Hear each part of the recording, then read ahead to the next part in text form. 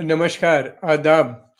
आज के इस प्रोग्राम में हम बात करेंगे कि आखिर क्यों ये एकदम से सीज़ फायर हो गया लेबनान और हिज़्बुल्लाह के बीच में। पहले तो ये लोग मना कर रहे थे कि ऐसा नहीं होगा, लेकिन फिर हमने देखा कि सीज़ फायर पे राज़ी हो गया इज़राइल। इज़राइल का कहना ये था कि जब तक कि उसके जो भी ऑब्जेक्टिव्स हैं वो पूरे नहीं होंगे तब तक वो सीज़ फायर नहीं करेगा। लेकिन ऑब्जेक्टिव क्या थे? वो ये चाहता था कि वो बनाए एक तो बफर ज़ोन वहाँ पे लेबनान, साउथ लेबनान के अंदर बॉर्डर के ऊपर। फिर उसके अलावा ये भी चाहता था कि वो हिज़्बुल्लाह का अंत, यानी हमेशा के लिए हिज़्बुल्लाह को वो समाप्त करेगा। मगर दोनों इशू नहीं हुए और उसके बाद भी ये सीज़ फायर हो गया। उसके कई कारण हैं। सबसे बड़ा कारण जो था ये कि दो कारण एक सबसे बड़े नज़र आते हैं। एक तो ये था कि हिज़्बुल्लाह ने पिछले कुछ दिनों में 3-4 दिन में जिस तरह की ज़बरदस्त तरीके से फायरिंग की और रॉकेट्स की और मिसाइल्स दागे, जिससे बहुत बड़ी क्षति पहुंची एक ही दिन के अंदर, एक ही साथ तकरीबन बहुत से ठिकानों पे।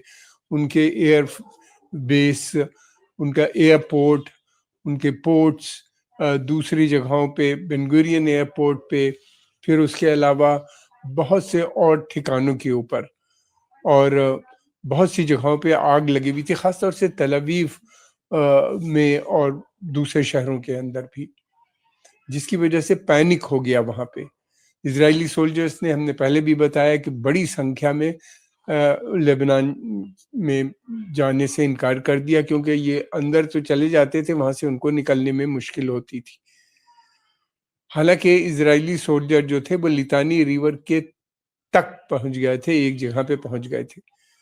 मगर यह है कि हिजबुल्लाह ने जो अटैक्स किए वहाँ पे रुकना उनके लिए मुश्किल हो रहा था। और फिर उसके अलावा ये भी था कि जिन जिन जगहों पे जाते थे वहाँ पे इजरायली अटैक के ऊपर हिजबुल्लाह के जो फोर्सेस थे वो अटैक करते थे। ये सच है कि इजराइल के पास अथाह ताकत है, इसमें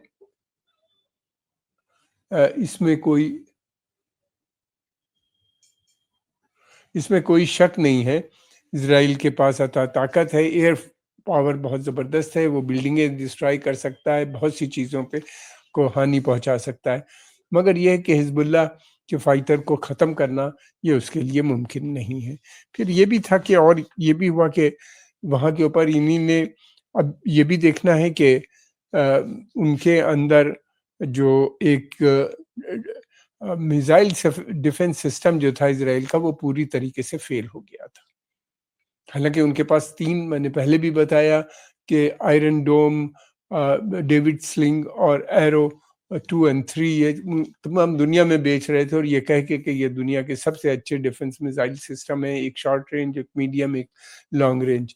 तीनों नहीं रोक पा रहे थे इनके हिजबुल्लाह के अटैक को।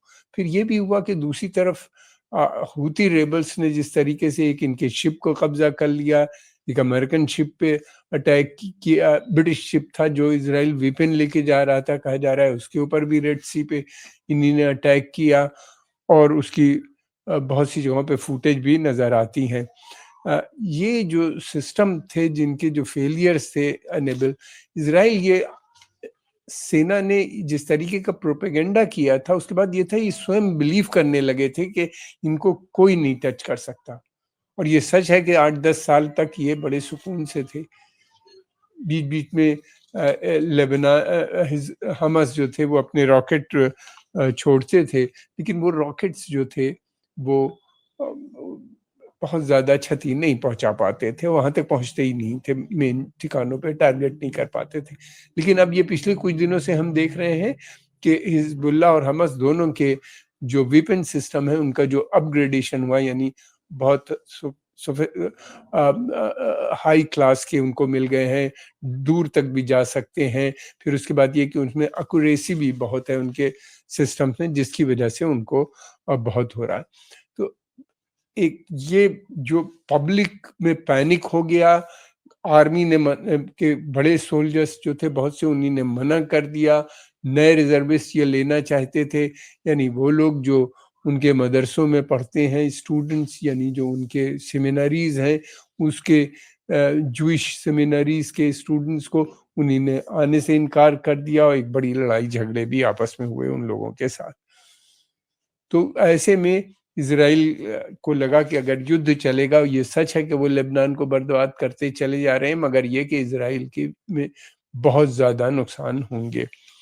और दूसरी तरफ एक चीज़ और भी हो गई, अब सीज़फायर तो डिक्लेयर कर दिया है, और दूसरी तरफ ये जो राइट विंग ग्रुप है, वो कहते हैं कि लड़ाई चलती रहनी चाहिए। बेन गवीर हुए, स्मोट्रिच हुए, यानी उनके नेशनल सिक्योरिटी एडवाइज़र, फिर उसके अलावा उनके जो दूसरे फाइनेंस मिनिस्टर, और इस तरह के बहुत से हैं ग्रुप्स जो हैं, वो सब चाहते हैं कि युद्ध बंद नहीं होना चाहिए। उनका कहना ये है युद्ध सीज़फायर के मतलब ये है कि हार, और ये सच है। सीज़फायर इसीलिए हुआ इसलिए कि 3 दिन पहले तक वो मानने पे नहीं तैयार थे सीज़फायर के लिए, और एकदम सडनली उन्हीं ने, नेतन्याहू ने सीज़फायर डिक्लेयर कर दिया।